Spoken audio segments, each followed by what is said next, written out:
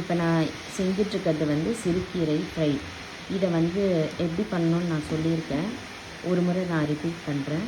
First கடாய் வச்சுட்டு எண்ணெய் ஊற்றணும், கடுகு போடணும், காஞ்ச மிளகா, குண்டு மிளகா, ஒரு குட்டி குட்டி மிளகா இருக்கும் சின்ன சின்னதாக, அது ஒரு 5 மிளகாய் எடுத்துருக்கேன். கிள்ளி போடல, அப்படியே முழுசாக போட்டிருக்கேன்.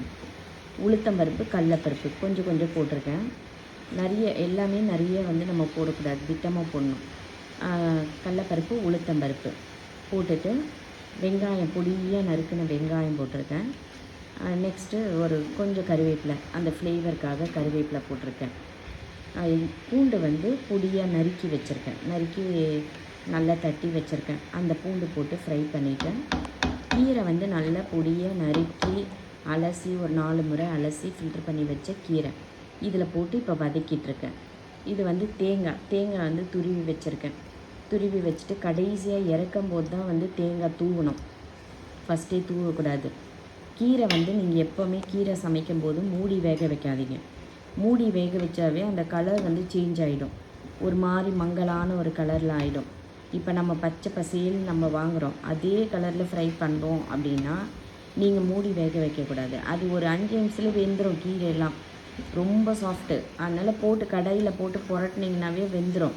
நீங்கள் வந்து ரொம்ப நேரம் அப்படியே போட்டு மூடி வச்சு குக் பண்ணணுன்னு அவசியம் கிடையாது. இந்த மாதிரி கீரையை வந்து திறந்து கொஞ்சம் அந்த கீரையில் இருக்க தண்ணியெல்லாம் இருக்கும் இல்லையா, அதுக்காக தான் இவ்வளோ நேரம் நான் வந்து இப்போ அதை ஃப்ரை பண்ணிட்டுருக்கேன். கீரையில் இருக்க தண்ணி வந்து அடியில் நிற்கும். ஸோ அதெல்லாம் நல்லா சுண்டிடணும். சுண்டினவுடனே அந்த கீரை கலர் சேஞ்ச் ஆகிருக்கா பாருங்கள், சேஞ்ச் ஆகலை, அப்படியே இருக்கும். நம்ம எப்போவுமே தேங்காய் போடும்போது கீரையில் ஸ்டவ் ஆஃப் பண்ணிடணும். ஏன்னா வந்து போட்டு நீங்கள் கலக்குனீங்கன்னா அந்த கீரையும் தேங்காய் எல்லாம் மிக்ஸ் ஆகி குழம்பு மாதிரி ஆகிடும். அதனால் நீங்கள் எப்போவுமே ஸ்டவ் ஆஃப் பண்ணிடணும். தேங்காவோ இல்லை வேர்க்கடலை வறுத்து போட்டு நீங்கள் கிளறும் போது நீங்கள் ஸ்டவ் ஆஃப் பண்ணிடணும். ஆஃப் பண்ணிவிட்டு அதுக்கப்புறம் கிளறிட்டு இதை ஃபுல்லாக மிக்ஸ் பண்ணணும் நம்ம. ஏன்னா தேங்காவும் கீரையும் மிக்ஸ் ஆகணும் இல்லையா. தேங்காய் கலர் ஒயிட்டும் மாறக்கூடாது, கீரையோட கலர் க்ரீனும் மாறக்கூடாது. அப்படி இருந்தால் தான் பார்க்குறதுக்கும் நல்லாயிருக்கும், நல்ல டேஸ்ட்டும் இருக்கும், சாப்பிட்றதுக்கும் நல்லாயிருக்கும்.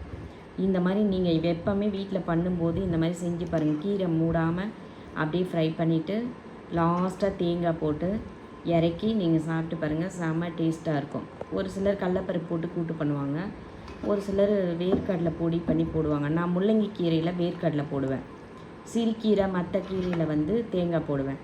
நீங்கள் இப்போ வெயில் காலன்றதால தேங்காய் போட்டிங்கன்னா சாப்பிட்டுட்டு மீதி எடுத்து ஃப்ரிட்ஜில் வச்சிடணும், இல்லைன்னா வந்து கெட்டு போயிடும்.